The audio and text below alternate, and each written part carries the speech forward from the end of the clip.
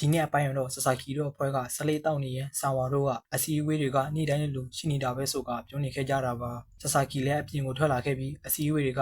စက်တိုက်လုပ်နေရတော့လူကနွားလူဖြစ်တော့မယ်လို့တွေးနေပြီးဒါပေမဲ့ငါးစီမှာအကောင်းဆုံးသောအမောဖြေလေးရှိတာပဲဆိုကစူပါမာကတ်ကယာမာဒါရဲ့ပြုံးကိုပဲလေလို့မူရတဲ့ရုံနဲ့ပြုံးနေခဲ့ပြီးတာယာမာရဲ့အကြောင်းကိုတွေးပြီးတော့ဆာဆာကီရဲ့မျက်နှာကနွားကိုနှစ်ဖာကြိုတက်ပြီးတဲ့ရုံနဲ့ဖြစ်သွားခဲ့ပါတယ်ဆာဆာကီလည်းအလုပ်ပြီးချိန်ရောက်တာနဲ့သူပုံမှန်အတိုင်းသွားလေးရှိတဲ့စူပါမာကတ်ကိုဝင်လိုက်ပြီးဒီနေရာလေးကဆာဆာကီအတွက်တော့စိတ်အေးချမ်းရနေရာတစ်ခုဖြစ်နေခဲ့တာပါဆာဆာကီကဒုတိယလူဖြစ်တဲ့အတိုင်းဒုတိယကောင်တာမှာငွေရှင်းဖို့လုပ်နေခဲ့ပါတယ်ဆာဆာကီလည်းအတွေ့အထဲမှာလွတ်မြောနေခဲ့ပြီးယာမာဒါကိုမှတတိကတ်သွားကငွေရှင်းဖို့လုပ်နေခဲ့ပါတယ်ဆာဆာကီလည်းအိမ်ပြန်နေရင်သူကတထူးဆန်းစိတ်ထဲထားနေရတယ်လို့ဆိုပြီးသူ့ကိုယ်သူငတုံးအယူကောင်လို့ပြန်ပြောနေခဲ့တာပါဆာဆာကီလည်းအခုကနေစ၍ဆက်လက်ပြီးဈေးဝယ်ပြရစီဆိုပြီးခင်ဗျားနဲ့သူမလိုပဲဘာမှမဆိုင်ပဲဆူတောင်းနေခဲ့ပါတယ်။နောက်နေ့မှာတော့ဆန်ဝါကောင်ကအချိန်ပိုစင်းနေရလို့မိသားစုနဲ့မတွေ့နိုင်ပဲတည်ရတော့မယ်လို့ညှဉ်းညူနေခဲ့ပြီးဆန်ဝါကလည်းဆာဆာကီကိုဘာလို့အချိန်ပိုစင်းနေရတာလဲလို့မင်းနေပြီးဆာဆာကီလည်းလူတည့်တွေရဲ့စာတန်းကို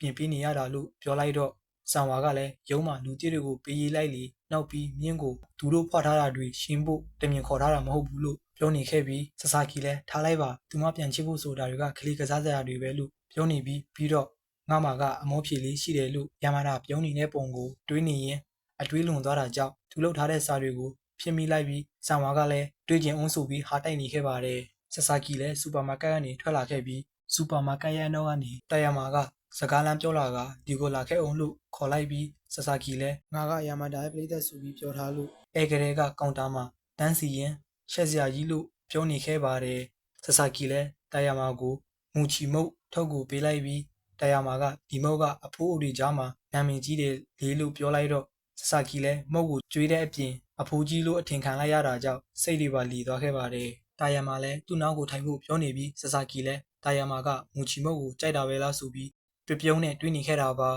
ဆာဆာကီကဆလိတ်တောက်ဖို့လွတ်နေခဲ့ပြီးမဲ့ဆလိတ်ကရုံးမှကြံခဲ့မှန်းတီးလိုက်ရပြီးတာယာမာလည်းသူမတောက်လက်စဆလိတ်ကိုဆာဆာကီကိုပေးလိုက်တော့ဆာဆာကီရဲ့ရုပ်ကဒီလိုဖြစ်နေတာပါဆာဆာကီလည်းတော်ဝိုင်းအနှမ်းဖြစ်နေတာတော့ကျွန်တော်လိုယိုသားပြီးရုပ်ချော်တဲ့ဆာဆာကီကဆလိတ်ကိုမတောက်ပဲဖိချေပြစ်လိုက်ပါတယ်တာယာမာလည်းမတက်နိုင်ဘူးလေဆာဆာကီကသူမရဲ့အမောဖြေလေးကိုလို့ပြောနေပြီးဆာဆာကီလည်းရှက်တယ်လို့ပါတယ်လို့နဲ့ဖြစ်နေခဲ့ပြီးနောက်ပြီးတာယာမာကအမောဖြေတဲ့နီးကတူဦးနဲ့တူဦးမတူဘူးလေအဲ့ဒါကြောင့်စူပုတ်ပြီးအနေပဲနဲ့ပြုံလေးနေပါလို့ပြောနေခဲ့ပါတယ်နောက်နေ့မှာတော့ဆာဆာကီကရုံးမှာအလုပ်လုပ်နေခဲ့ပြီးဆန်ဝါကလည်းခုံဘော်ကမုံကိုတွေးတော့မှားလာခဲ့ပြီးဆန်ဝါကလည်းဆာဆာကီကိုဒါကမြင်းဝဲလာထားတာလားလို့မင်းနေတော့ဆာဆာကီလည်းဟုတ်ကြောင်းဖြေလိုက်ပြီးဆန်ဝါကလည်းသူများမုတ်ကိုစားတဲ့အပြင်ဆာဆာကီကိုဘာကာဆိုပြီးပြောနေခဲ့ပါတယ်ဒီမှာကျွန်တော်ပြောချင်တာကဘာကာဆိုတာကဂျပန်လိုအယူလို့ခေါ်တာဖြစ်ပါတယ်အဲ့လိုနဲ့အလုပ်ပြီးတော့ဆာဆာကီလည်းထုံးစံအတိုင်းစူပါမာကတ်ကိုရောက်လာခဲ့ကမူချီမုတ်ကိုဝယ်ဖို့လုပ်လိုက်ပြီးအတွေးထဲမှာလည်းဆန်ဝါကမုတ်ကိုမဝယ်တော့ဖို့ပြောထားတာကြောင့်ဆာဆာကီလည်းဘာမှမတွေးတော့ပဲမုတ်ကိုဝယ်လာခဲ့ပါတယ်ကောင်တာမှာငွေရှိနေခဲ့ပြီးယာမာဒါကအမြဲဝယ်နေတဲ့ဒီမုတ်ကအရသာရှိတယ်လို့ပြောလိုက်တော့ဆာဆာကီလည်းယာမာဒါရောကြိုက်တာပဲလားလို့မေးတော့ယာမာဒါကအခုတလုံးမှလက်ဆောင်ရလို့စားကြည့်တော့တိတ်ကိုအရသာရှိကြောင်းပြောနေခဲ့ပါတယ်ဆာဆာကီလည်းလက်ဆောင်ဆိုပြီး